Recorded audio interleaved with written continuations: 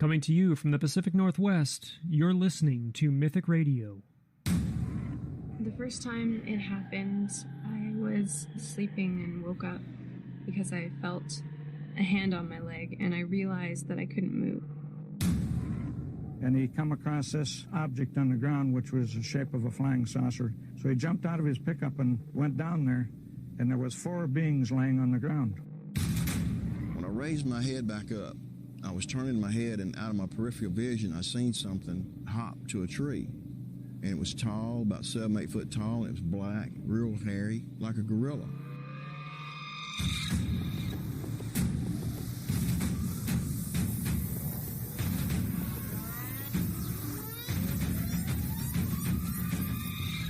The first thing we saw was this winged creature, 14-foot wingspan at least. It was huge. It almost covered half the road.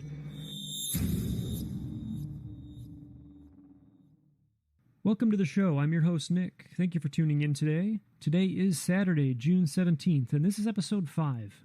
You can visit us over at mythicradio.com and share your own experiences by clicking on the Tell Your Story link. You can also get involved by joining our forums at mythicradio.com and by following us across all social media at Mythic Radio Live. Don't forget, you can also find the Mythic Radio podcast on Spreaker, iTunes, SoundCloud, Stitcher, TuneIn, and YouTube. I want to ask you, my listeners, a question today.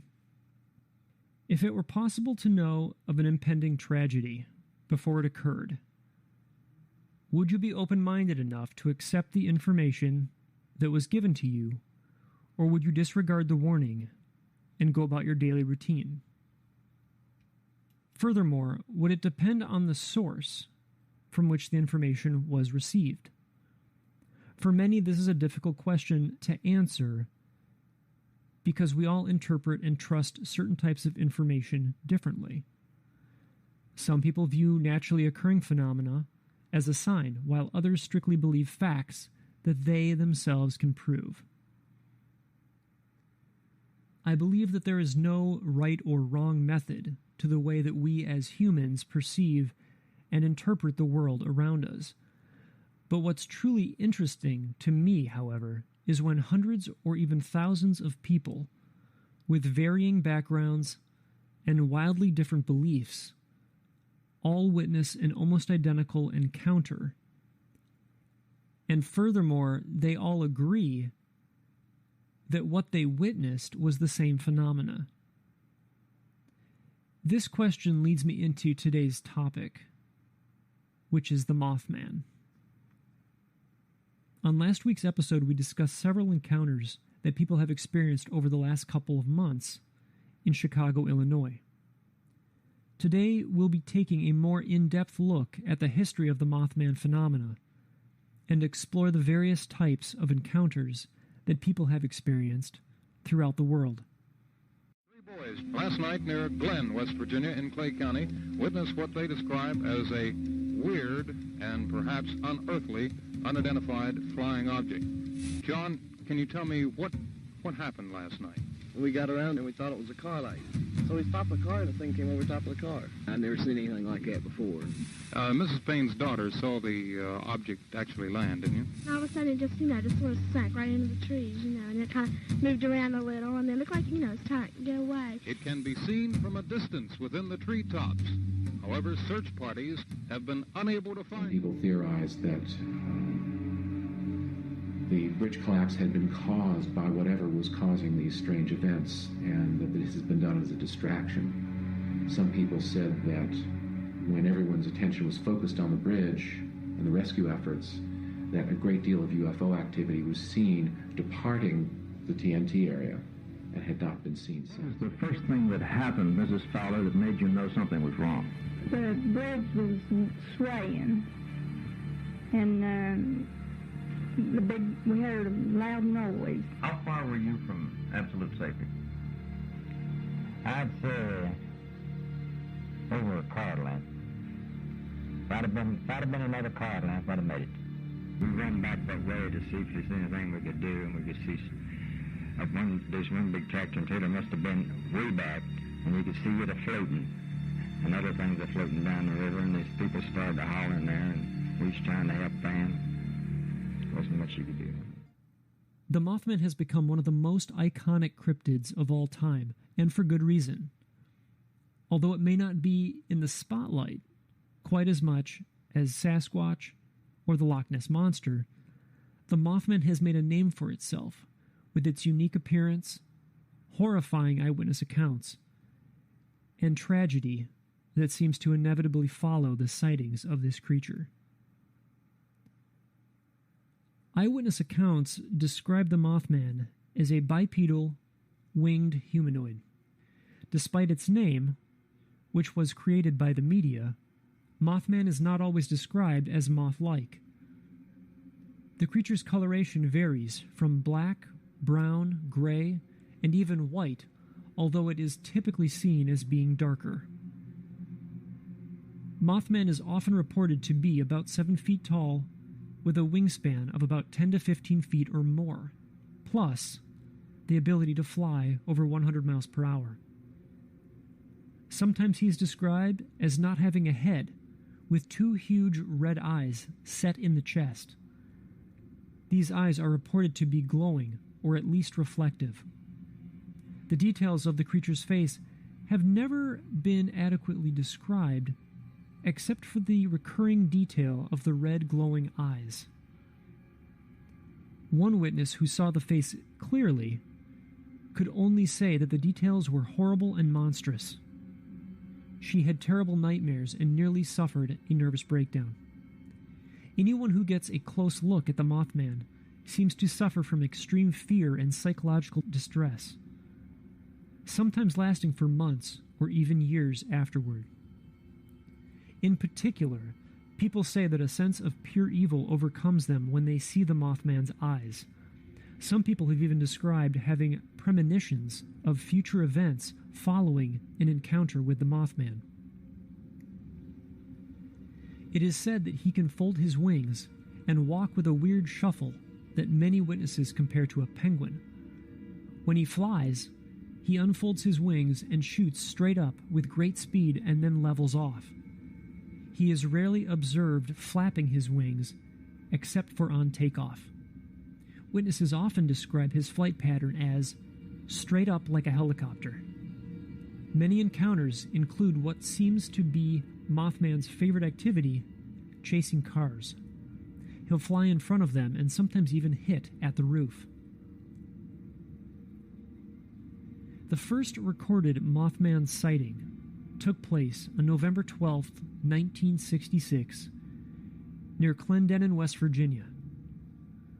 5 men were in a cemetery preparing a grave for burial when they saw something they couldn't explain. Lifting off from the nearby trees was a brown winged creature. The men held to the fact that what lifted off behind those trees was no bird, it was a humanoid. The creature was seen in many places across West Virginia and the surrounding states, but the largest number of sightings happened near the old West Virginia Ordnance Works, an area now known by locals as the TNT area. West Virginia Ordnance Works is an abandoned munitions to the north of Point Pleasant, West Virginia, that dates back to World War II. The facility, during its operation, manufactured ammunitions and dynamite. The surrounding area is mostly forest, dotted with numerous grassy clearings and thick concrete domes called igloos that were used to store barrels of gunpowder. The area is also riddled with abandoned tunnels, most of which have collapsed, been sealed off, or become flooded with water. A wildlife sanctuary, McClintock Wildlife Management, now encompasses that area. It was here, in the TNT area, on the night of November 15th, 1966, just 3 days after the first sighting took place, that 2 young couples would encounter this bizarre creature. Roger and Linda Scarberry were driving in Roger's black 57 Chevy Bel Air with Steve and Mary Mallet near the TNT area. around midnight when Linda noticed two large, glowing red eyes in the darkness beside the Old North power plant. They soon learned that these eyes belonged to something that looked fairly human, about 7 feet tall, with wings folded against its back. Rogers stopped in the road for a minute, inspecting the strange creature. The four immediately realized that what they were seeing was no ordinary bird. The true horror began when the creature spread its wings and pursued them down Highway 62 toward the Point Pleasant city limits at speeds exceeding 100 miles per hour.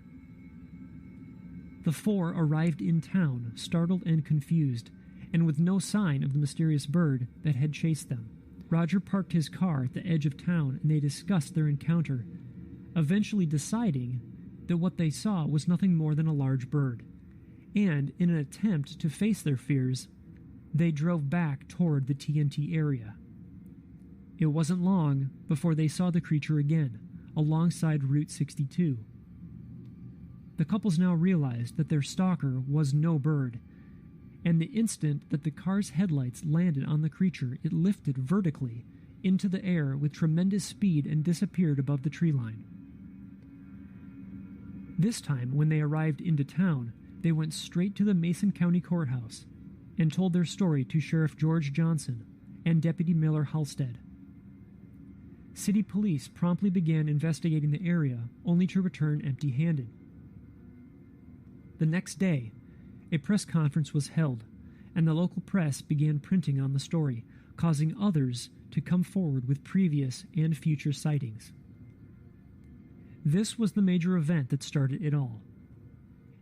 In the November 16th issue of the Point Pleasant Register, the strange encounter would be brought to the public eye with the headline, "Couple Sees Man-Sized Bird, Creature, Something."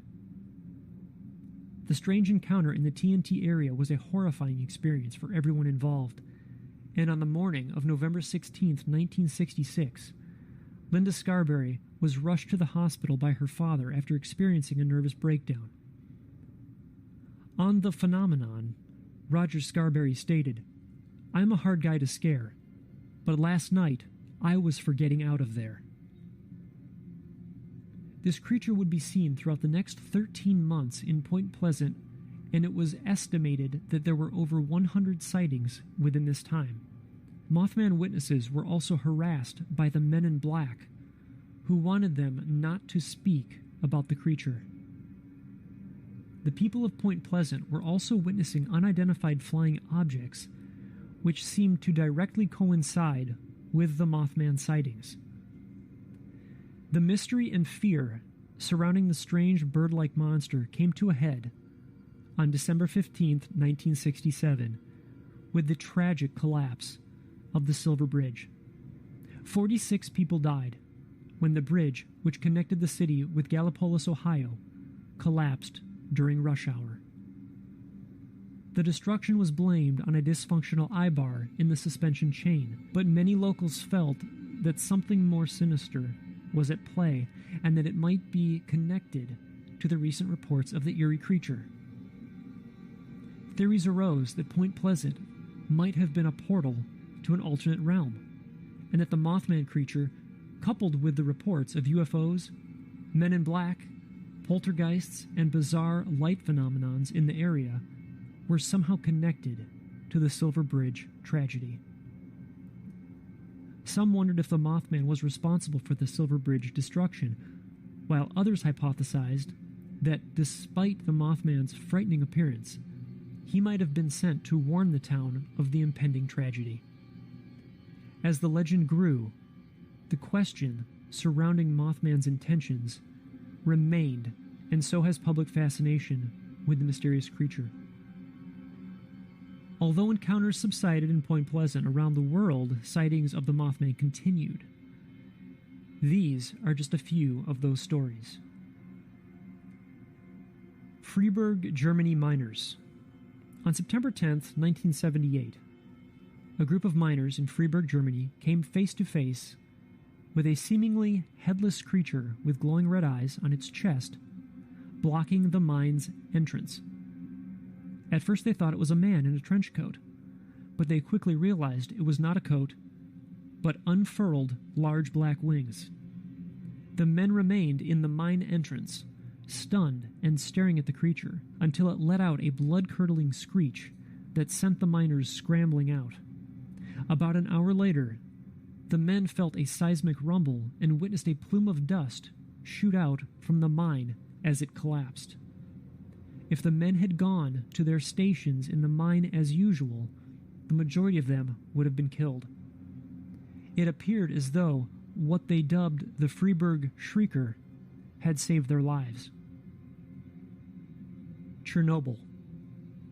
On April 26, 1986, in the Soviet Union, the world's worst nuclear disaster occurred when an explosion took place during a routine systems test of Reactor 4 at the Chernobyl nuclear power plant.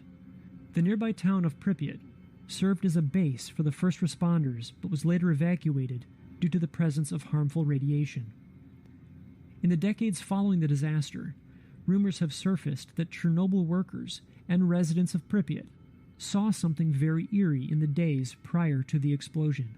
A bizarre winged creature reportedly seen flying over the town on numerous occasions.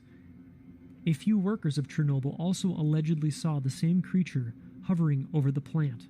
Even stranger, those who claimed to have seen the creature were reportedly plagued by nightmares and harassed by incessant, threatening phone calls thereafter. Many claimed that the creature resembled a bird-like man with red eyes, and some came to refer to it as the Blackbird of Chernobyl. 9/11. Following the terrorist attacks on the World Trade Center on September 11, 2001, rumors emerged that witnesses reported seeing a large, crane-like figure in the vicinity of the Twin Towers 5 days prior to the attack. It had been 31 years since any such sighting of the Mothman in North America. On the day of the horrific attack, Mothman was reported to have appeared again, some claiming they could see his face through clouds of smoke and debris. I-35 West bridge collapse. At rush hour, on August 1st, 2007, a bridge on Interstate 35 in Minneapolis, Minnesota, gave way at its center. 13 people died and nearly 145 were injured during the collapse. Reports trickled in that a Mothman-like figure started appearing near the bridge about a month prior to its collapse. Could the Mothman have arrived to warn of the impending danger, or was he present to prepare for the bridge's collapse? Swine flu outbreak in Mexico. On April 10, 2009, residents of a town in Mexico began noticing a strange creature. Residents claimed he was very tall and hairy, with 2 expansive wings and wide, bloodshot eyes. One young student even reported that the creature chased him relentlessly. "Those were 15 minutes of maximum despair," said the student, who chose to remain anonymous during the interview. It was during this time that the area began to see a rise in swine flu cases tied to the ongoing 2009 outbreak. 2 other witnesses claimed to have heard the creature in an apple orchard in a nearby cemetery. Some believers theorize that the creature terrifying the residents was in fact the Mothman. Fukushima disaster, March 11, 2011. Marcus Pules, an American visiting Japan, was out with a friend near the Fukushima plant when suddenly they heard a loud whooshing sound and a terrible screeching. As they looked back toward the plant, they saw a figure that Pules described as large and black. From the distance I was at, it looked to be sitting on top of one of the squared-shaped buildings, Pules said. It sat there for about 5 seconds. Then it unfurled a large set of what I could only describe as large black wings. The creature took flight, circling the plant a few times before coming closer to them. That's when I noticed the 2 large red eyes. They seemed to glow from within and with a blood-red hue. They were unblinking in the 3 to 4 seconds we saw them. We knew they were looking straight at us. We knew this creature was aware that we could see it, and it made no attempt to disguise itself. Pules described an immense feeling of dread that washed over him, and the creature vanished as quickly as it appeared. It wasn't until Pules was back home in America, hearing the news on CNN about the devastation of the Japanese earthquake and the explosions at the very same nuclear plant where he had witnessed the creature, that he realized he may have seen the infamous harbinger of disaster known as the Mothman. Whatever this creature is, it's known by multiple names depending on where it's encountered. There have been numerous accounts of people seeing what they describe as the Owlman. This creature is also referred to as the Cornish Owlman or the Monin Owlman. This story began when paranormal researcher Tony Shields was approached by a man named Don Melling, who had been visiting the town of Monin in Cornwall, England, on holiday from Lancaster. Melling said that on April 17, 1976, his two daughters, 12-year-old June and her 9-year-old sister Vicky, were walking through the woods near Monin Church, where they saw a large winged creature hovering above the church tower. The girls were frightened and immediately ran to tell their father.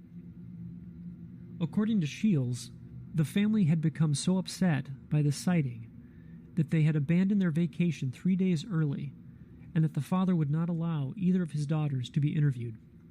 On July 3rd, 14-year-old Sally Chapman was camping with a friend, Barbara Perry, in the woods near the same church.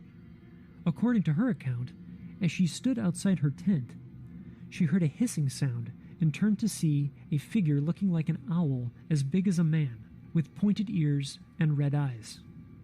The girls reported that the creature flew up into the air, revealing black, pincer-like claws.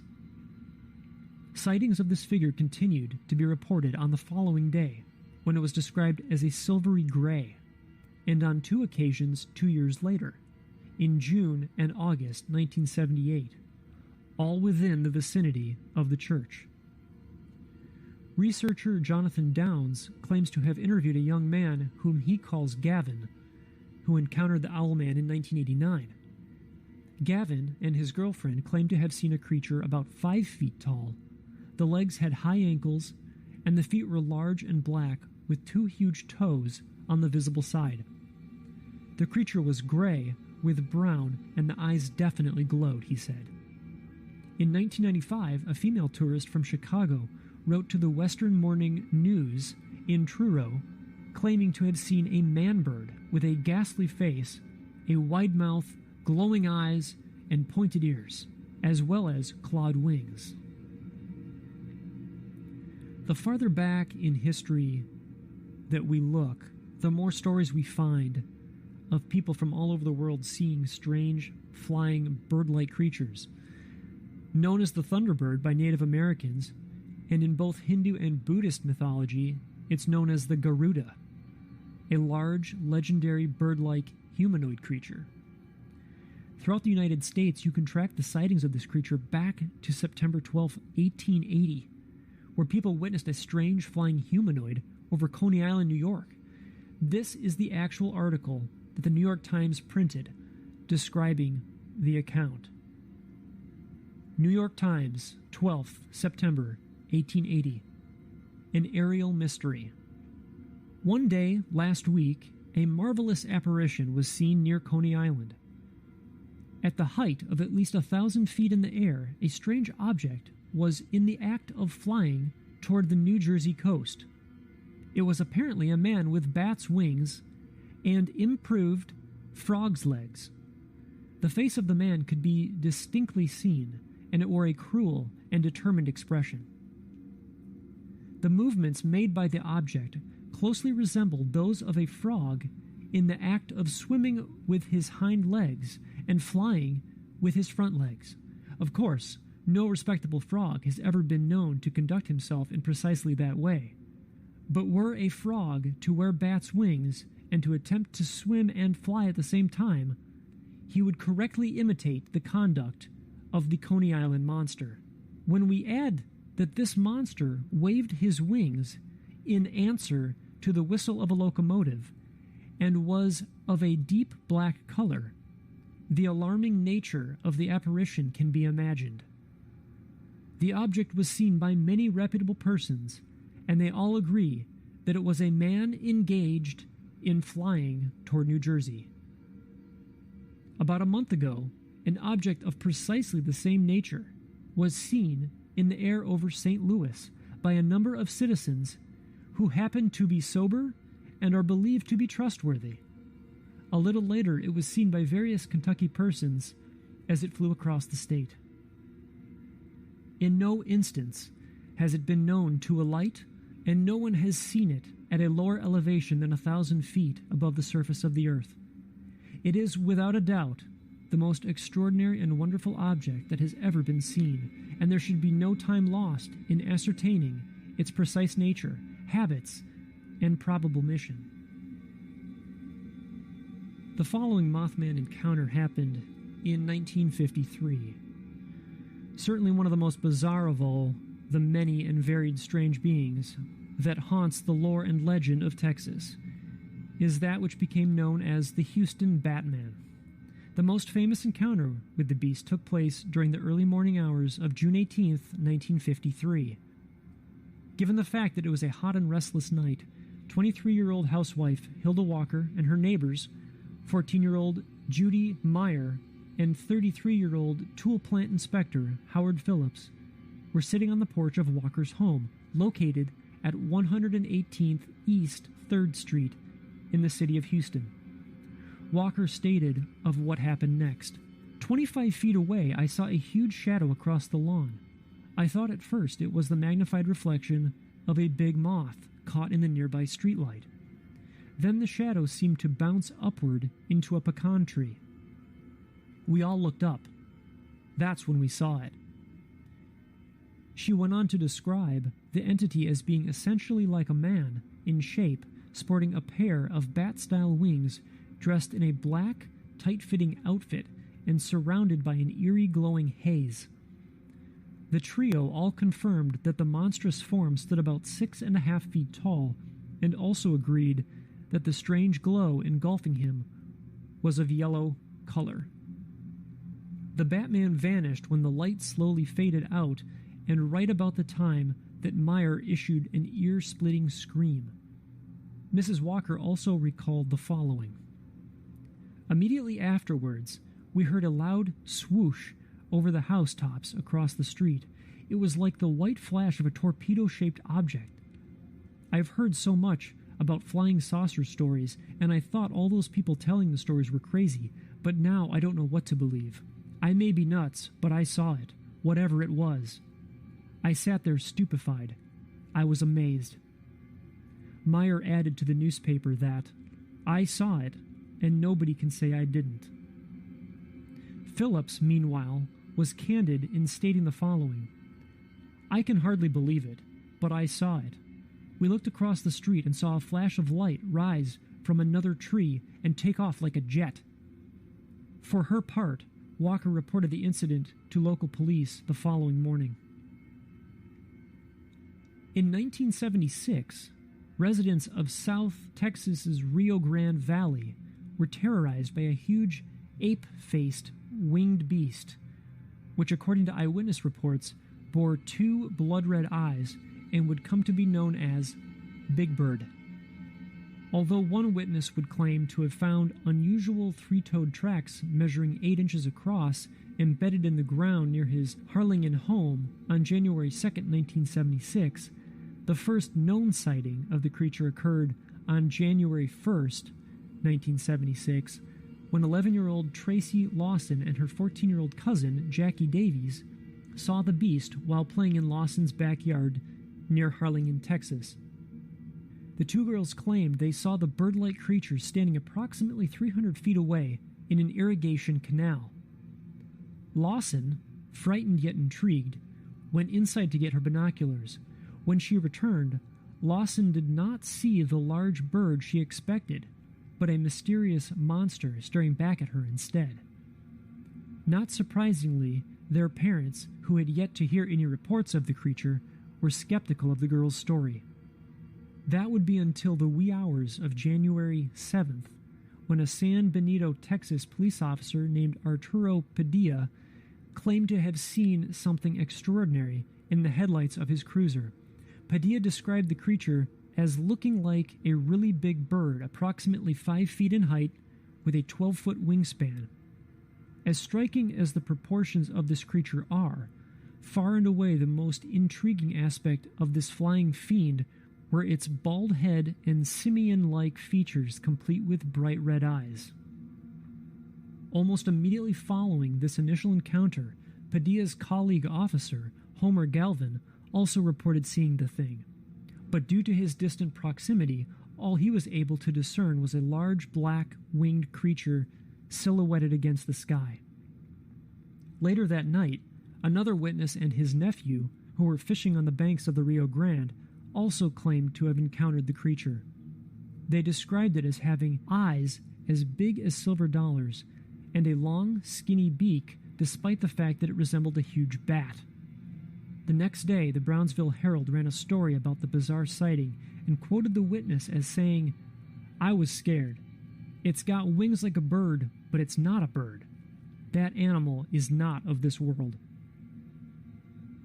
There have been numerous documentaries pertaining to the Mothman and other Mothman-like creatures that have been seen throughout history all over the world. I urge you to investigate and experience these eyewitness accounts for yourself and watch the documentaries. Books have been written and movies have been made, but none of them can replace the true stories that the people of Point Pleasant tell.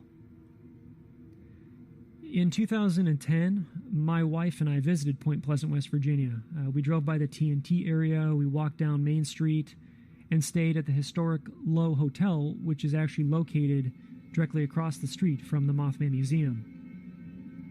We visited the Silver Bridge Memorial, which is dedicated to the 46 lives that were lost on December 15th, 1967.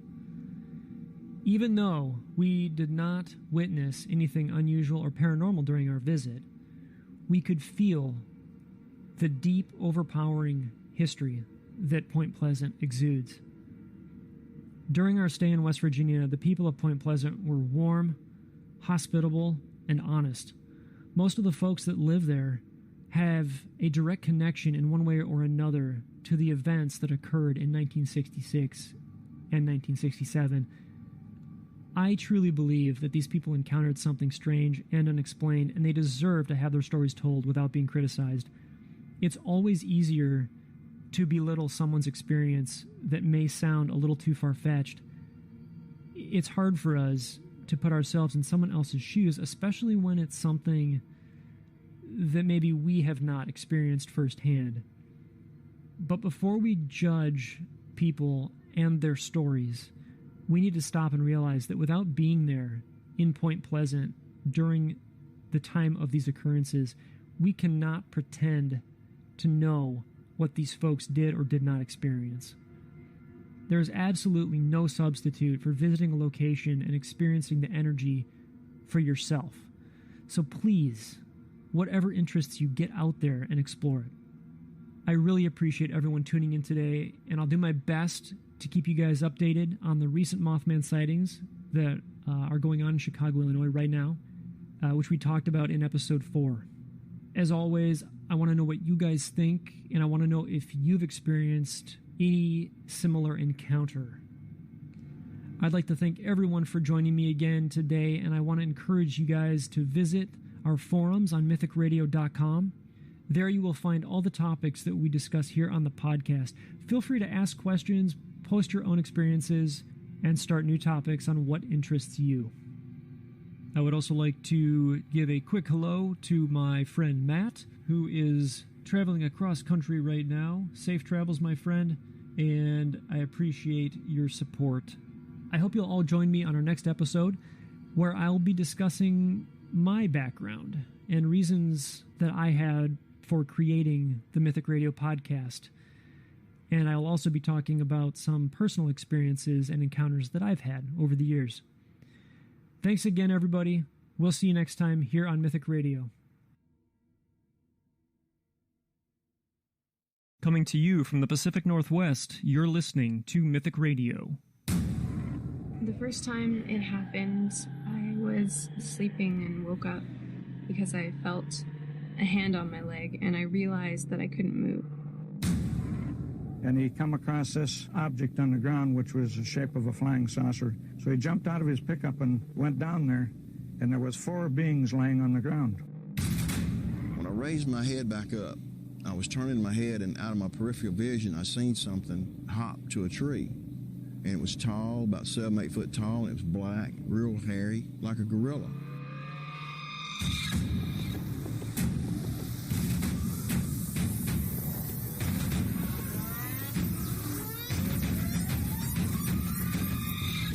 The first thing we saw was this winged creature, 14-foot wingspan at least. It was huge. It almost covered half the road. Welcome to the show. I'm your host, Nick. Thanks for tuning in today. Today is Monday, August 7th, and this is episode 6. You can visit us over at mythicradio.com and share your own experiences by clicking on the Tell Your Story link. You can also get involved by joining our forums at mythicradio.com and by following us across all social media at Mythic Radio Live. Don't forget, you can find the Mythic Radio podcast on Spreaker, iTunes, SoundCloud, Stitcher, TuneIn, and YouTube, depending on where you prefer to listen. On today's show, I'd like to talk about a personal experience that I had and what really spurred me to create the Mythic Radio podcast. I've covered a few different topics in previous shows, but I think it's important that you know a little bit about my background. For as long as I can remember, the world of the paranormal has intrigued me and made me question everything that I believe to be true. Some of my favorite books growing up focused on paranormal and spiritual phenomena. I grew up in a fairly small town in Michigan where Friday night football games were the big event of the week and people hung out at the local Dairy Queen to get through the humid summer days. My friends and I always enjoyed investigating haunted cemeteries and buildings in order to possibly catch a glimpse of something out of the ordinary. Even though members of my family and friends had experienced unexplained occurrences at a younger age, I didn't have my first actual experience until I was about 14. Sure, I had seen shadows move out of the corner of my eye or felt as though I was being followed up the stairs of my grandparents' old basement, but they were little, insignificant experiences that I could always disregard as my mind playing tricks on me, or something of that nature. I mean, who hasn't at one point or another felt a little creeped out about entering a particular room or area that just seems to have a different vibe or some other weird feeling to it? Well, 9 times out of 10, you can chalk it up to your imagination running wild. But what about that one time when no explanation seems to make sense? For me, this is exactly what happened during the summer of 1995 at around midnight. I can't be more specific of the date and time, and I'll kind of explain more about that later and why. I was about 14, and my mother and I lived in a duplex in a rural area outside the city limits of Brighton, Michigan. Our daily routine played out as usual. Since it was summer break, I had spent the day at my grandparents' farm, which was about 10 minutes from where we lived, and my mother had worked her typical 9-to-5 shift. Afterwards, she picked me up and we came home, and she prepared dinner. As the sun went down, we did our typical thing. We watched some TV and talked about our day. And around 10 p.m., she told me it was time for bed. I brushed my teeth, got into bed, and took my glasses off, which I placed on the nightstand next to my bed. My mom came in and said goodnight to me, and she shut my bedroom door. By this time, it was around 10:30, and I wasn't exactly tired, so I laid there for what was at least another hour or so, just thinking about the day and staring out my bedroom window. My room had only one window, and my bed was in the opposite corner of the room from the window, which made it easy for me to look out and see the night sky, as well as my next-door neighbor's old, dilapidated farmhouse. As I said before, I had taken my glasses off after getting into bed, which made everything quite blurry. But I could still make out the moon and the stars in the sky for the most part. My neighbor's farmhouse had a couple large dead trees that stood on the north side of their property. These trees were very tall, and the branches jutted out in front of the moonlit sky, which made it easy to notice when a plane or satellite was moving off in the distance. As I lay motionless in bed, I noticed what looked like a star in the sky behind the branches of the trees.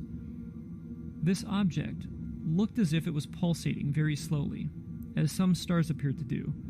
It stayed motionless, going from dark to light and back to dark, for what seemed to be a few minutes. I was absolutely sure that what I was seeing was in fact a star, or possibly even an airplane, very, very far away. As I watched it, however, it looked as if it began to move horizontally, to the right. I used the large tree branches as a point of reference, and after a moment or two, I was convinced that it was moving. Now, what I will tell you is that it was a very calm night. There was no breeze whatsoever, so I know that the tree itself was not moving. I reached for my glasses and I put them on, thinking that my poor eyesight was to blame for this anomaly. As I put my glasses on, I looked back toward the window and again saw this star that was still moving very slowly. At this point, I was still convinced that it must be a satellite, but as I watched, it stopped moving. It then began moving horizontally in the other direction. It didn't move like a plane or a helicopter. It would stop and change direction instantly. I watched it do this back and forth movement for a few minutes. I just lay there in my bed, staying perfectly still, mesmerized by what I was seeing. I didn't know what to do or what to think. The light, which was still behind the tree branches and still appeared to be the size of a star, seemed to get a little bit brighter, but not necessarily closer. At this point, a piercing white light seemed to emanate from the object. This light came through my window and lit up the entire wall next to my bed, including part of the bed. It was like a strobe light or a camera flash. It happened so fast that I blinked after the light had already gone. Absolutely stunned by what I had seen, I looked out the window, but could find no trace of the object. I had an overwhelming feeling of being watched. It was like that feeling of turning around and realizing that someone's taking a picture of you, and you didn't even know that they were holding a camera there. It's hard to explain. I went to my mom's room and tried to wake her. I didn't know exactly what to say, but I just felt like I needed someone to be aware of what just happened. I couldn't fully wake her, and she rolled over and went back to sleep. At this point, I went into the living room and looked out the window. I still couldn't see the object, and everything seemed very peaceful, and I instantly became very relaxed, as if I'd taken something to calm down, which I had not. I returned to my bedroom, got into bed, and went to sleep. The next morning, I woke up and started my day as usual. It wasn't until a day or two later that I remembered what I had experienced. It's like I had blocked it out, and to this day I still have long stretches of time where I'll forget that it even happened until something reminds me of it. What bothers me the most about this experience is the feeling of my privacy being invaded. I thought that this object I was seeing was hundreds, if not thousands of miles away, only to have it shine a light directly into my window. What I also found odd is how I felt fear and anxiety one moment, and absolute peace the next. It was like someone flicked a switch in my brain. It's the best way I can describe it. This is the first time that I've put my experience down on paper, and I hope that my encounter will spur some other folks to come forward and share their stories. I have witnessed other unexplained events, as well as some paranormal experiences, but I'm going to save those for another episode. As always, I want to hear what you guys have to say, and I'd like to know if you've experienced a similar type of encounter. Please let me know. Thanks to everyone for joining me today, and I'd like to remind you that if you enjoy the show, please consider telling a friend about us. I also encourage you to visit our forums on mythicradio.com, where you'll find all the topics that we discuss here on the podcast. It's a great place to ask questions, share your own experiences, and start new topics on what interests you. If you have a question or story for me, you may contact me on social media at Mythic Radio Live, or click on the Tell Your Story link on mythicradio.com. I hope you'll join me on the next episode, as we'll be taking a look at the history surrounding a lesser-known creature of the paranormal called the Pukwudgie. It may sound like a cute and harmless Pokemon monster, but it most definitely is not. Tune in to learn more about this Native American legend. Thanks again for listening. I'll see you next time here on Mythic Radio. Coming to you from the Pacific Northwest, you're listening to Mythic Radio. The first time it happened, I was sleeping and woke up because I felt a hand on my leg and I realized that I couldn't move. And he come across this object on the ground, which was the shape of a flying saucer. So he jumped out of his pickup and went down there, and there was 4 beings laying on the ground. When I raised my head back up, I was turning my head, and out of my peripheral vision, I seen something hop to a tree. And it was tall, about 7-8 foot tall, and it was black, real hairy, like a gorilla.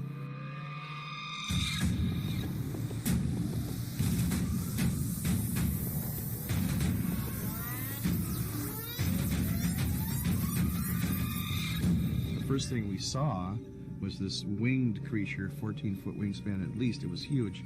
It almost covered half the road. Welcome to the show. I'm your host, Nick. Thank you for tuning in. Today is Friday, August 11th, 2017, and this is episode number 7. You can visit us over at mythicradio.com and share your own experiences by clicking on the Tell Your Story link. You can also get involved by joining our forums at mythicradio.com and by following us across all social media at Mythic Radio Live. Don't forget, you can also find the Mythic Radio podcast on Spreaker, iTunes, SoundCloud, Stitcher, TuneIn, and YouTube, depending on where you prefer to listen. The forests of the northeastern United States, including southeastern Canada and the Great Lakes region, hold many stories of mysterious creatures and unexplained phenomena. From Bigfoot to ghost lights, this part of the world has no shortage of bizarre occurrences and ancient folklore. For hundreds of years, Native Americans have told stories about strange beings they called the Pukwudgie, small goblin-like creatures that inhabit the forests and swamps of this region. By many tribes, this creature is believed to be capable of both good and evil, and interacting with the Pukwudgie is ill-advised due to their unexpected behavior. I chose this topic for today's show because I believe that a large majority of people are not familiar with this creature, much less its history. Many telltale signs of the Pukwudgie can be confused with different types of spirit activity.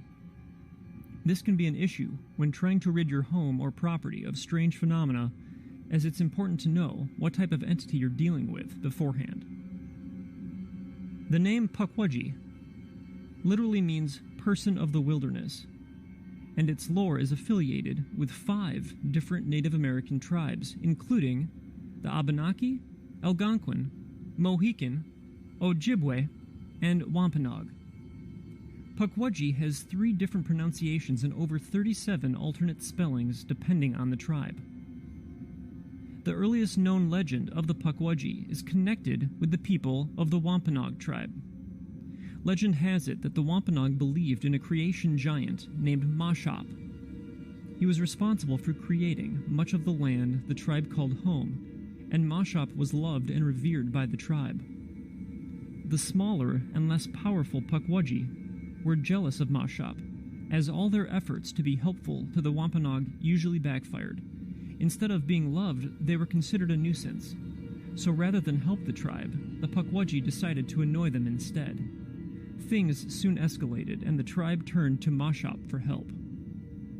Mashop captured the creatures and scattered them throughout the New England area, killing many of them in the process. The surviving Pukwudgies returned to exact revenge on the tribe by setting fire to their homes, kidnapping their children, and luring many to their death deep in the woods. Again, Mashop was called upon. This time he sent his 5 sons to get rid of the Pukwudgie once and for all. Being outnumbered, though, all 5 sons fell victim to the arrows of the Pukwudgie. An outraged Mashop went on a rampage and began killing every Pukwudgie he came upon. Those that got away fled across the region, laying low until Mashop faded into native mythology.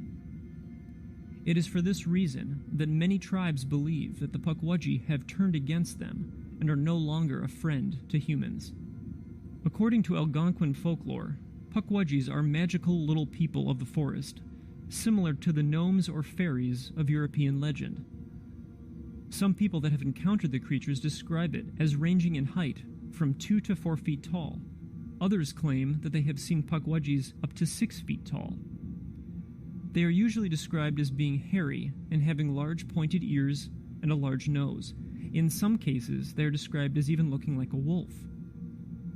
They are known to have magical powers, including turning invisible, shape-shifting into animals such as cougars, creating fire, confusing people, and bringing harm to them by staring at them. In the Ojibwe and other Great Lakes tribes, the Pukwudgie is considered to be a mischievous but basically good-natured creature who plays tricks on people but is not dangerous. In the Abenaki and other northeast Algonquin tribes, a Pukwudgie can be dangerous, but only to people who treat him with disrespect.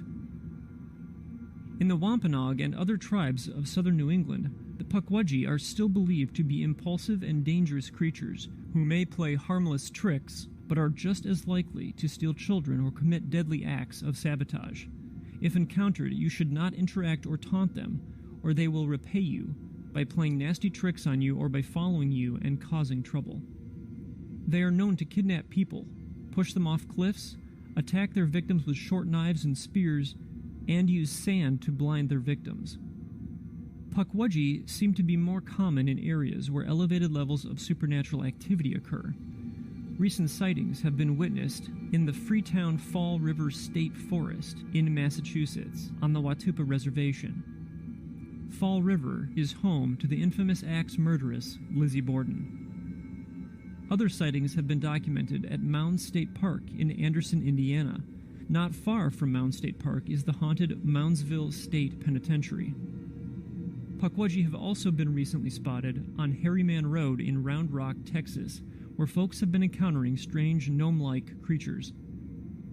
There have also been a handful of well-documented cases where Pukwudgie have been spotted in people's homes. One case in particular occurred in Weymouth, Massachusetts. Soon after a family moved into their new home, strange things began to happen. They experienced being pushed, scratched, and poked, as well as seeing dark shadows and small figures throughout the house. Objects in the home would move or go missing entirely. Their daughter witnessed 2 different entities with horns staring at her from the bedroom closet. The family also experienced the sensation of spider webs on their skin, accompanied by a prickly feeling. Family members also experienced the feeling of being dizzy and off balance. Some people believe that giving the Pukwudgie a small plot of land, such as a garden or flower bed, as a peace offering, will divert their hostility. In other, less malicious scenarios, people have had luck getting rid of activity by simply ignoring the Pukwudgie. The idea is that the Pukwudgie will lose interest when they don't get the reaction that they're seeking. It's important to note, however, that if you are experiencing some type of hostile entity, don't hesitate to reach out for help. It's believed that the Pukwudgie are not connected to any particular religion or belief system. They don't necessarily answer to a higher being, and this is why clearing them from a residence or piece of land can be tricky. If you have a question about the Pukwudgie or anything else that I discussed in this episode, please reach out to me. I want to hear what you guys have to say, and I would really like to know if any of you have experienced a similar type of encounter with what you think could be a Pukwudgie. Thanks to everyone for joining me today, and I'd like to remind you that if you do enjoy the show, please consider telling a friend about us. I also encourage you to visit our forums on mythicradio.com, where you'll find all the topics that we discuss here on the podcast. It's a great place to ask questions, share your own experiences, and start new topics on what interests you.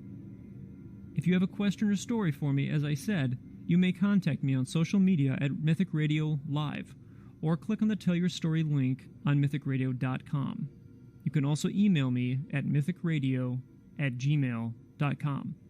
I hope you'll join me on the next episode, where we'll be talking about strange disappearance of a man in some very odd circumstances.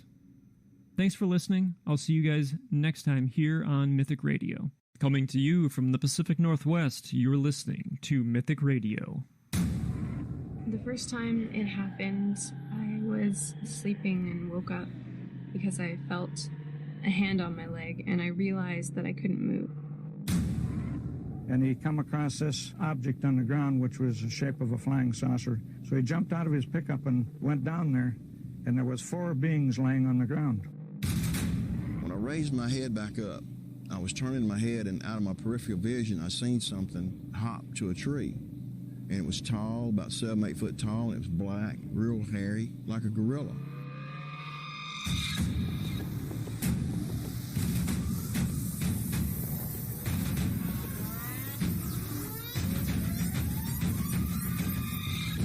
First thing we saw was this winged creature, 14-foot wingspan at least. It was huge. It almost covered half the road.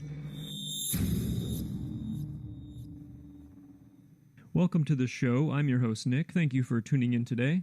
Today is Sunday, August 27th, and this is episode number 8. You can visit us over at mythicradio.com and share your own experiences by clicking on the Tell Your Story link. You can also get involved by joining our forums at mythicradio.com and by following us on Twitter at Mythic Radio Live and on Facebook at Mythic Radio. Don't forget, you can also find the Mythic Radio podcast on Spreaker, iTunes, SoundCloud, Stitcher, TuneIn, and YouTube, depending on where you prefer to listen. On today's episode, we'll share one of our listeners' personal experiences with an apparition in the workplace. Following that, we'll turn our attention to the skies over Bass Strait, on the continent of Australia, where a 38-year-old missing person case remains unexplained to this day. Today's listener story comes to us from Jessica in Austin, Texas. Jessica writes in and says, "It was around 7 p.m. when I was wrapping up the workday. It was autumn, so it was dark outside, and I was the only employee left working in the office. I was tired and cross-eyed from the day's monotonous duties. I looked up from my desk to see a white, misty figure glide in front of my office door. It was in the running position, as if it were a racer, running toward the winning prize. At first I thought it was my imagination from being so tired and cross-eyed, but when I told my boss the next day, she claimed to have seen the same figure on the morning of the day I had witnessed it. Her office is at the end of the hallway, on the opposite end from mine. It passed by her office in the same way it passed by mine." Jessica, I appreciate you writing in and sharing that story with us. Please feel free to keep us updated on any phenomena you experience in the near future. Next, we move on to the main topic of today's show, which takes us to Australia, in particular, an area known as Bass Strait. Named after George Bass, the strait is approximately 250 kilometers wide and 500 kilometers long, with an average depth of 60 meters. The widest opening is about 350 kilometers between Cape Portland on the northeastern tip of Tasmania and Point Hicks on the Australian mainland. Many vessels have disappeared without a trace or left little evidence of their passing. Myths and legends of piracy and supernatural phenomena similar to those of the Bermuda Triangle are common in Bass Strait due to its treacherous combination of wind and sea conditions. It is this location that holds one of the greatest unexplained mysteries in Australian aviation history, and involves the disappearance of a young man by the name of Frederick Valentich. Frederick Valentich was born in Melbourne, Australia on June 9, 1958, and lived with his parents and 3 siblings.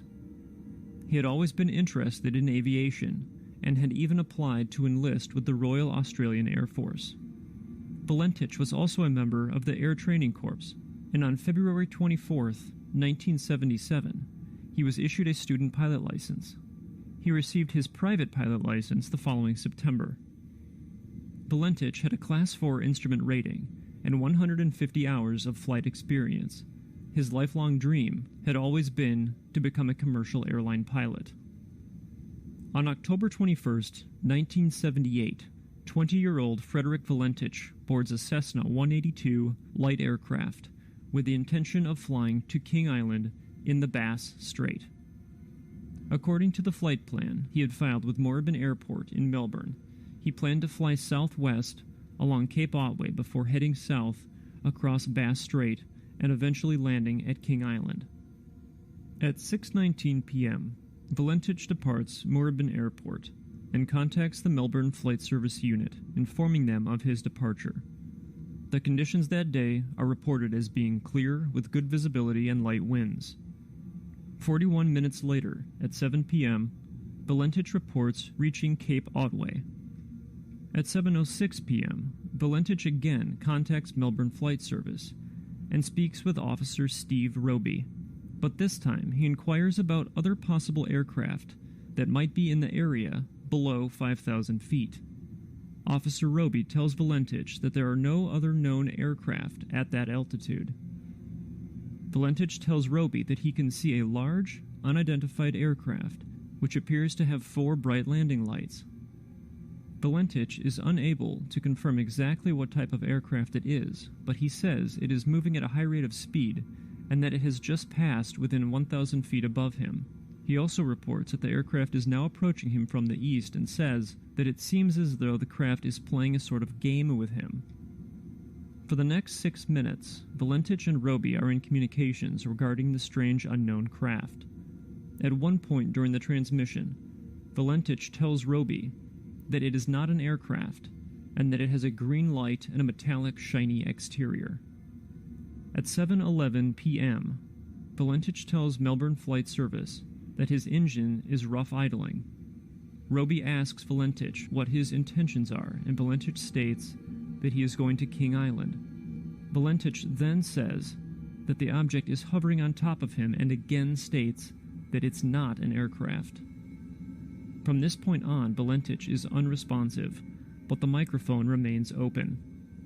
During the remaining 17 seconds of the transmission, a strange scraping sound can be heard coming through the microphone. What I'm going to play for you now is a reenactment of the radio transmission between Valentich and the Melbourne Flight Service unit. If you would like to view the full transcript of the flight recording, you can visit our forums at mythicradio.com. Here is the condensed reenactment. Melbourne, this is Delta Sierra Juliet. Is there any known traffic below 5,000 feet? No known traffic. Seems to be a large aircraft below 5,000 feet. What type of aircraft is it? I cannot confirm. It's 4 bright, seems to me like landing lights. The aircraft has just passed over me at least 1,000 feet above. Is there any Air Force aircraft in the vicinity? No known aircraft in the vicinity. Seems to be playing some sort of game. He's flying over me. Delta Sierra Juliet, it's not an aircraft, it's... Can you describe the aircraft? As it's flying past, it's a long shape. Cannot identify it, it has such speed. It's before me right now, Melbourne. How large would the object be? Seems like it's stationary. What it's doing right now is orbiting. The thing is just orbiting on top of me. It's also got a green light and a sort of metallic, like, it's shiny on the outside. It's just vanished. Is the aircraft still with you? Say again? Is the aircraft still with you? Now approaching from the southwest. The engines are rough idling. The thing is coughing. What are your intentions? My intentions are to go to King Island, Melbourne. That strange aircraft's hovering on top of me again. It's hovering and it's not an aircraft.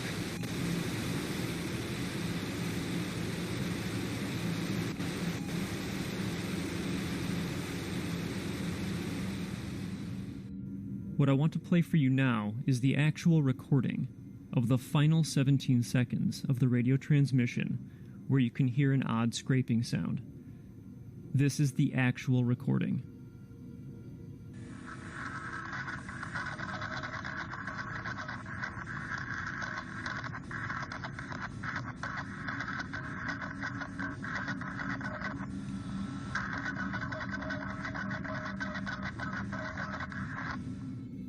Roby tries to contact Valentich several more times, but receives no response.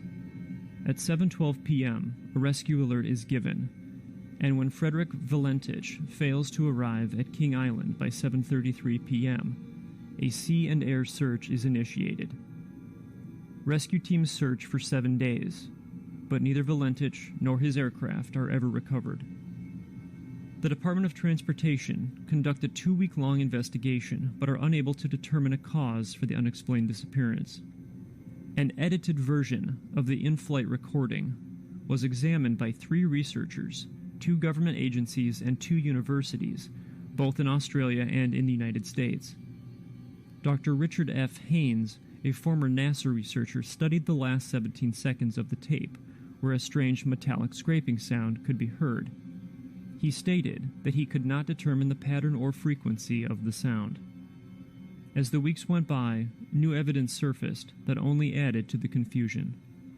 Frederick Valentich's family told investigators that he was flying to King Island in order to pick up crayfish, but he had told Moorabbin Airport that he was planning on picking up passengers at King Island.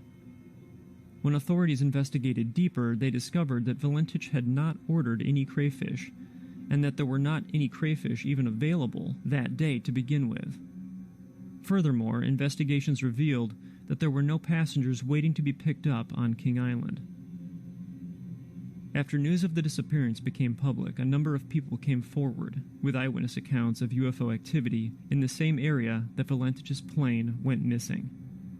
Some claimed to have seen a green light that seemed to follow Frederick's plane.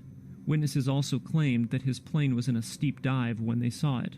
One man, Roy Manifold, had set up a time-lapse camera on the shoreline to photograph the sunset near the Cape Otway lighthouse.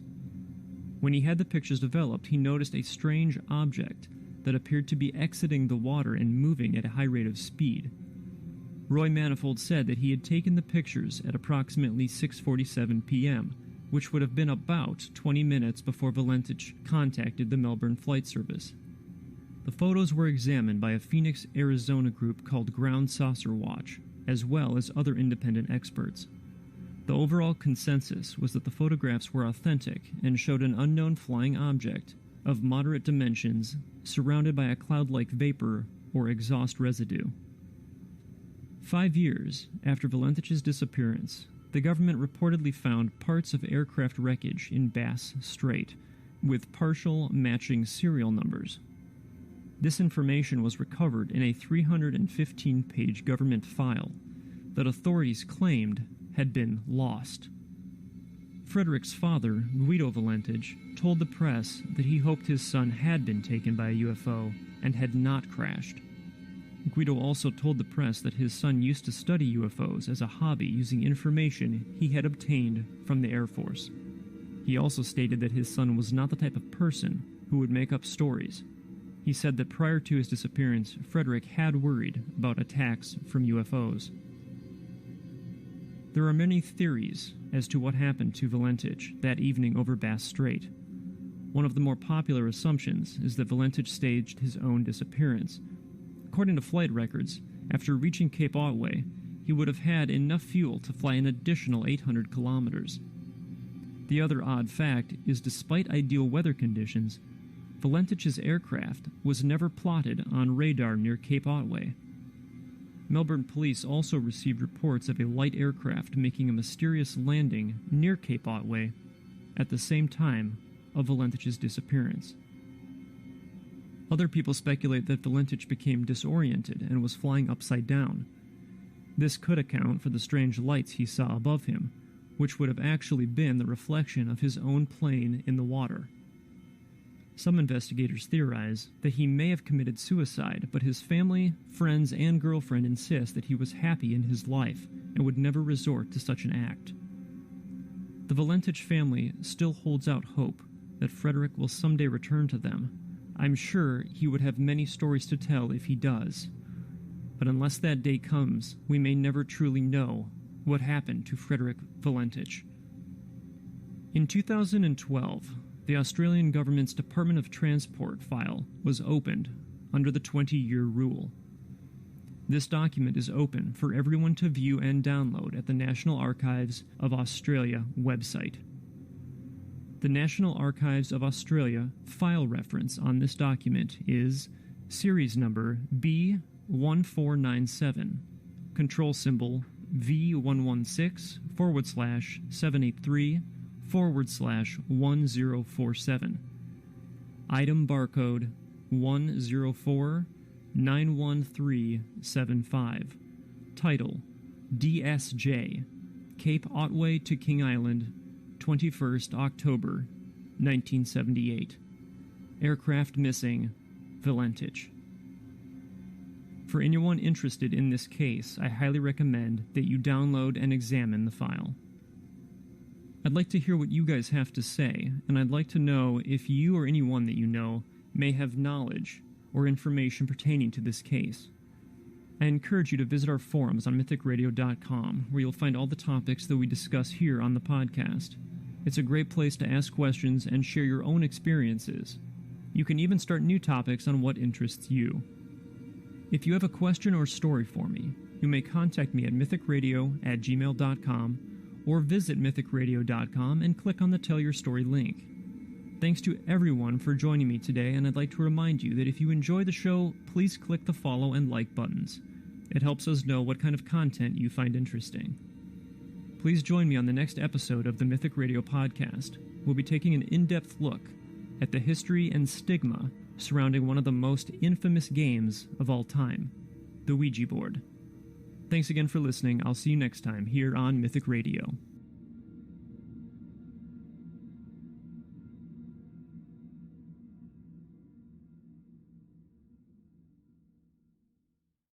Coming to you from the Pacific Northwest, you're listening to Mythic Radio. The first time it happened, I was sleeping and woke up because I felt a hand on my leg, and I realized that I couldn't move. And he come across this object on the ground, which was the shape of a flying saucer. So he jumped out of his pickup and went down there, and there was 4 beings laying on the ground. When I raised my head back up, I was turning my head, and out of my peripheral vision, I seen something hop to a tree. And it was tall, about 7-8 foot tall, and it was black, real hairy, like a gorilla.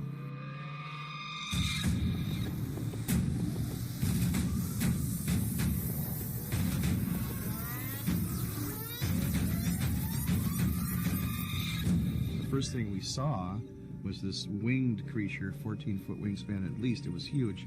It almost covered half the road.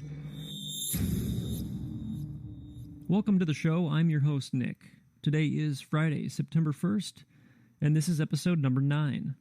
You can visit us over at mythicradio.com and share your own experiences by clicking on the Tell Your Story link. You can also get involved by joining our forum. It's a great place to ask questions and start new topics on what interests you. You can also find us on Facebook at Mythic Radio and on Twitter at Mythic Radio Live. Don't forget, you can also listen to the Mythic Radio podcast on Spreaker, iTunes, iHeartRadio, SoundCloud, Stitcher, TuneIn, and YouTube. I'm excited to tell you that we are going to be increasing the amount of podcasts per week. Starting today, we'll be uploading a new podcast every Monday, Wednesday, and Friday. Along with that, we are also going to be doing a live show every Sunday, Tuesday, and Thursday on YouTube and Twitch.tv from 8 p.m. to 10 p.m. Pacific Time. You'll also be able to watch via our website at mythicradio.com. Check the information below for links to those sites. Thanks to everyone for being here today. I hope you all are having a great week so far. I would like to say as well that for all the people and animals that are dealing with Hurricane Harvey, our thoughts and prayers are definitely with you. I want to share a recent story with all of you before we get into the main topic of today's show. This took place this past weekend on Sunday, August 27th at approximately 5 p.m. on the beach at Burlingame in Sussex, England. Beachgoers were enjoying a beautiful sunny day when all of a sudden a mystery haze engulfed the beach and its bystanders.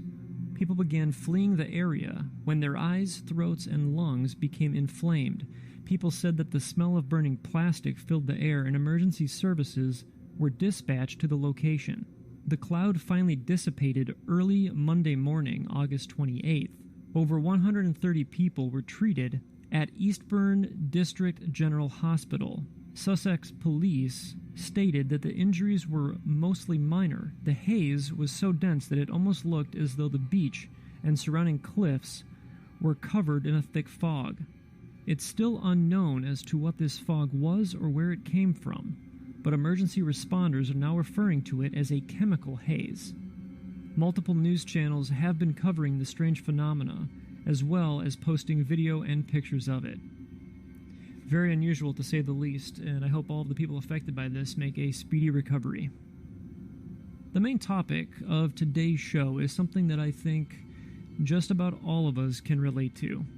I can personally remember growing up with board games like Monopoly, The Game of Life, and Clue. It seemed like everyone I knew had a specific closet or shelf set aside for just games. It was an important part of the day when family and friends would get together around a table and enjoy each other's company. Some of my fondest memories include me and my friends having sleepovers and playing board games into the early morning hours. There was one game in particular, however, that my family never owned, but many of my friends did. This board game always seemed like it was a little further back in the closet than the other games and buried just a little bit deeper. Just the sight of it sitting in the back of the closet always filled me with a feeling of curiosity. I am, of course, referring to a game that we now know as the Ouija board. Most of us are familiar with the name, whether you've actually played the game or not. What most people are not familiar with is the long and spiritual history behind the Ouija board and other board games like it. Most people would assume that Parker Brothers or Hasbro were the original creators of the Ouija board. But in actuality, the game's origins date back to the late 1800s. In fact, different versions of the Ouija board were used as far back as 1100 AD in China.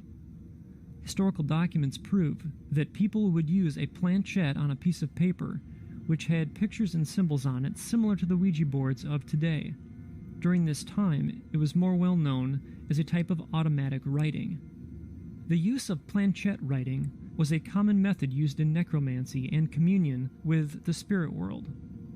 In other cultures, it was known as mediumistic spirit writing, and was practiced in ancient India, Greece, medieval Europe, and Rome. In the 1800s, these tools for communicating with the dead became more popularly known as talking boards or even spirit boards, and were used during the Civil War to connect survivors with the loved ones they had lost. On May 28, 1890, businessman Elijah Bond patented a planchette sold with a board that had the alphabet printed on it, similar to the Ouija boards we know today. The issue date of Elijah Bond's patent was February 10, 1891, and for this reason he is credited with the invention of the Ouija board. At this point, the board was only marketed as a commercial parlor game.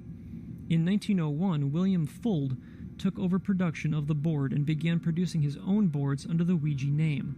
William Fuld became synonymous with the Ouija board by reinventing its history and claiming that he was personally responsible for inventing it.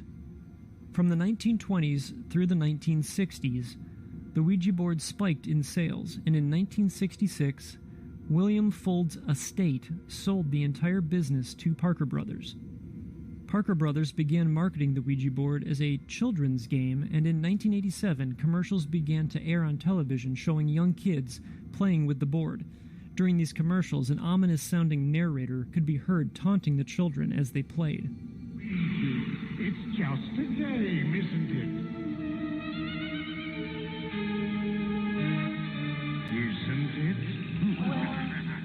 Isn't it? Parker Brothers kind of fun. In 1991, Parker Brothers sold the Ouija board rights to Hasbro. Hasbro continued to market the game towards children and families, and continued running commercials that still depicted children playing the game, but without the eerie music and disembodied voice from the earlier commercials. You're moving it. No, I'm not. You're moving it. You're moving it. Would you just quiet? I'm trying to concentrate here, and I'm not moving it. You're moving it. Even today, the Ouija board's popularity thrives, and it continues to outsell many other games. So what's so special about a board with some letters and numbers printed on it, you might ask? Well, for some people, the Ouija board is just a fun way to pass the time and maybe even get spooked. But for others, the board holds a much more terrifying significance. Ever since the creation of spirit boards, people have claimed to witness strange things occur, either during or shortly after playing with a Ouija board. Phenomena may involve the planchette seeming to move on its own, while some have encountered much darker activity, which involved items in the room being thrown. There have even been numerous cases of people's homes being invaded by malevolent entities during or after an interaction with the board. Some people believe that it is also possible to unwillingly invite possession through a Ouija board. One particular case dates back to 1816, where a young girl in Pukwudgie, France apparently became possessed by multiple entities during a spirit board session. In fact, in 1949, the possession of a 13-year-old boy in Cottage City, Maryland, named Ronald Hunkeler, was believed by some to have coincided with the use of a Ouija board. 22 years later, the story of Ronald Hunkeler's ordeal was turned into a book, and 2 years after that, in 1973, the book was adapted into one of the most well-known movies of all time, The Exorcist. You don't have to look very far to find interesting stories of Ouija board encounters. Here are just a few tales that are believed to be true. Experience number 1. I got my board after months of harmless paranormal activity in my house. When I contacted something, the planchette started doing figure eights across the board, which is a huge no-no. That means something demonic was present. I didn't touch it for months. When I tried again, I asked where the spirit was in my room. My vision went spotty. I saw a vivid image of my head jerking back, and the words, "with you," were whispered into my ear by something I couldn't see. I sold the board. Experience number 2. My friend had mentioned that she had a board, so I asked her to pull the board out so I could check it out.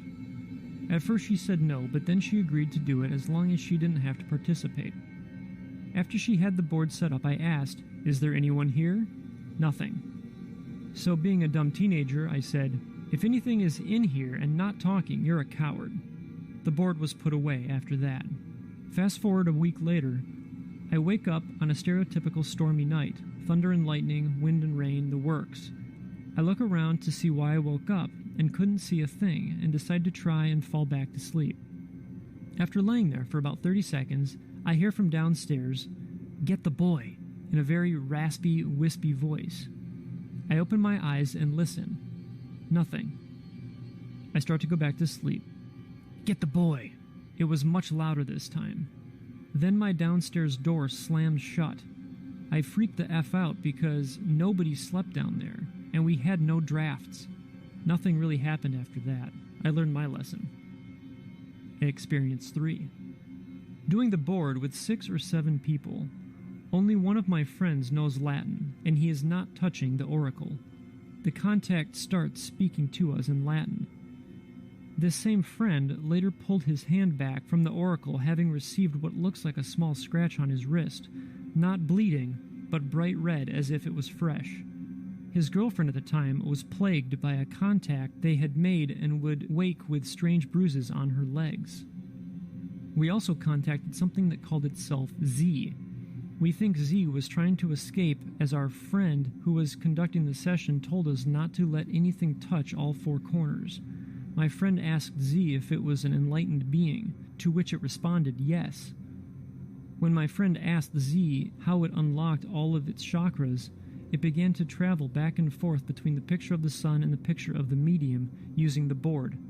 These pictures are on 2 of the corners of the board. This motion increased violently in speed until my friend said rather rudely and shouted, Okay, talk to the sun, I get it." I'm still not exactly sure what any of this meant. Experience number 4. I was about 12 or 13, spending the night at a friend's house, goofing around with the Ouija board with him and his sister, and we were getting all sorts of gibberish, plus words spelled out, just kind of scaring ourselves for fun, not taking it very seriously, when we got the message, "I can see you through the window," and then, "I can see you through his eyes," or something like that. There was just a small window in the basement room where we were, and just the backyard and woods past the driveway visible through the window. We asked it more questions and it said, "I'm under the car." So we somehow got up the nerve to go out with a flashlight and peer under the car, where we saw a huge black stray cat, which was hissing. We ran inside, freaking out, and at the exact moment the power failed and all the lights in the house went out. A few minutes later, the power came back on and we sat up till dawn that night, scared, and never played with the board again. Experience number 5. The band Mars Volta got an entire album out of one of their experiences with a Ouija board. Guitarist Omar Rodriguez Lopez bought an antique Ouija board at a flea market in Jerusalem as a gift for bandmate Cedric Bixler-Sabala. The two played with the board after shows in the tour bus, and they contacted a spirit named Goliath. Omar got nervous when the spirit started making demands in a threatening way, and Cedric was becoming obsessed over the game. Omar ended up burying the board. He is the only one who knows where the board is buried. But that didn't stop Goliath, and weird stuff started happening as the band continued working on their new album. There were severe equipment problems. Their drummer quit. Tracks were literally disappearing from the computer. Omar's studio was wiped out by a flood. Cedric suffered a foot injury that required a major surgery. Goliath's story was the basis for their record, but the band tried to balance the chaos with control, such as a song called Metatron, after a saint who is said to cure some of the ailments associated with Ouija boards. The album, called The Bedlam in Goliath, went on to debut at number 3 on the Billboard charts, a career best for the band. So, if we assume that there is some validity to these reports of spirit contact, you may ask yourself how a board game that's made of cardboard and plastic can be capable of such evil. This is actually one of the most common questions of believers and skeptics alike, I've found. I personally don't believe that it's the actual board that creates the portal or a gateway or what have you. I think it's more likely that it has to do with the amount of suggestion that we place on the board. As humans, we give ourselves much less credit than we deserve. Our bodies and minds are made up of energy, and whether you're using that energy to run a marathon or to channel a deceased relative, we all have the ability to choose where that energy is focused. This energy is intensified when you have multiple people focusing on a common goal. In my opinion, the Ouija board is a perfect example of this, because you do have multiple people focusing their will and energy on a singular object, hoping to get results. Furthermore, if you take into account the long history surrounding spirit boards, you have a great deal of energy being focused on a particular object for multiple centuries. That's pretty powerful, I think. So while I don't believe that Ouija boards are inherently evil right off the shelf, I do believe that they can be used to call forth malevolent energy. And in some cases, that bad energy can attach itself to an object just as easily as it can attach to a human. I do think that Ouija boards can be used safely and with positive results, but it's important for the players to understand the possible consequences. I see the Ouija board as more of a tool than a game, and therefore believe that you should have experience in dealing with the paranormal before you grab a planchette and start asking the board questions. It's been over, I would say, about 25 years since I've used a Ouija board, and I vividly remember the excitement my friends and I felt as the planchette spelled out words and answered questions. We always blamed each other for moving the pointer, but I know in the back of our minds we always wondered if there was something more to it. Now, many years and multiple paranormal experiences later, I do believe that there is more to this parlor game than what's written on the box. Guys, I really enjoy you being here with me today. I want to hear what you guys have to say about the Ouija board, and I want to know if you guys have had any experiences dealing with a Ouija board. Please write to me, tell me what those experiences are. And if you have any questions or a story for me, you can always contact me at mythicradio@gmail.com or by visiting mythicradio.com. Just click on that Tell Your Story link. You'll be all set. I'd also like to remind you that if you enjoy the show, please click the follow and like buttons. It helps us to know what kind of content you guys are finding the most interesting. So absolutely appreciate everyone being here. Like I said, join me on the next episode. We're going to take an in-depth look at missing time. It should be a pretty interesting episode, and I look forward to seeing you guys there.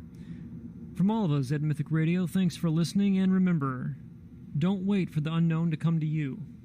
Get out there and find it.